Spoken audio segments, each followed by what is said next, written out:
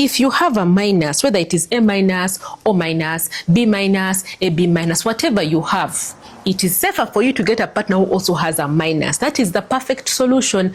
But if you don't have a partner who has a minus, your partner is a positive, because minuses are also not that common, then it is important that a moment you get pregnant, be under a guide, tell them I am Rhesus negative. For example, if let me say she is O minus, and the husband is A plus.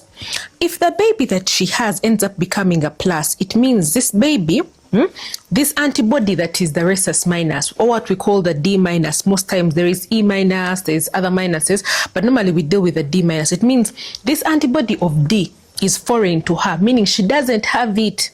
And remember, her blood is the one which is much compared to the baby. If a mother has like 5 liters of blood, a baby has like, let me say, 100 mils of blood, she's going to definitely attack and overwhelm this baby. If the baby was one who was negative, then there you don't worry, because the baby's blood is much smaller. So if the mother is, let me say, blood group O minus, even if she's A minus, but the baby is A plus, it means that when the baby is inside her womb like this, the baby is going to have this D, which the mother doesn't have. So when the baby's blood comes in, she's going to attack this baby.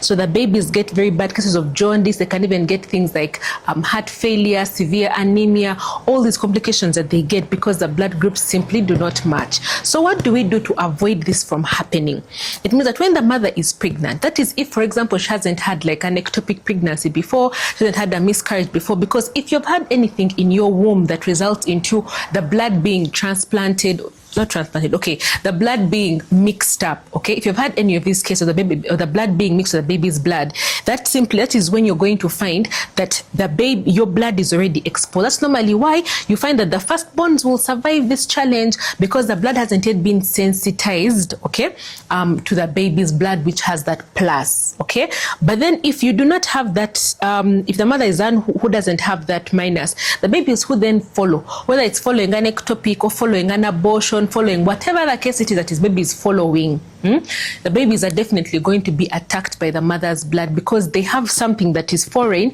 that her blood does not recognize. So to avoid this, we get that injection that we call the anti-D injection. So the anti-D injection is something that you'll be told in your facility, you'll be told by your gynecologist how frequent it is that you have it. They're normally about 3 injections. They will let you know the first injection will be at this time, second injection at this time, third at this time. And so during that time, you'll keep coming, and you'll be very generous with them to know. Now, if you've already been exposed previously, maybe you had an abortion, or the first baby died, or something happened, your blood has already been sensitized. That one is a bit much harder for you to overcome. Even with the anti-D, there are some mothers who you find she only got to know about anti-D after maybe she has miscarried like 4 times. There it is much harder as compared to someone who hasn't, because what the anti-D comes, it comes and it tries to cover the baby's, the baby's blood, so the mother can't recognize that thing in the blood. If the mother already recognizes it in her blood, she's going to attack it. So if you're a mother, if you have a minus, whether it is A minus, O minus, B minus, A B minus, whatever you have, it is safer for you to get a partner who also has a minus. That is the perfect solution.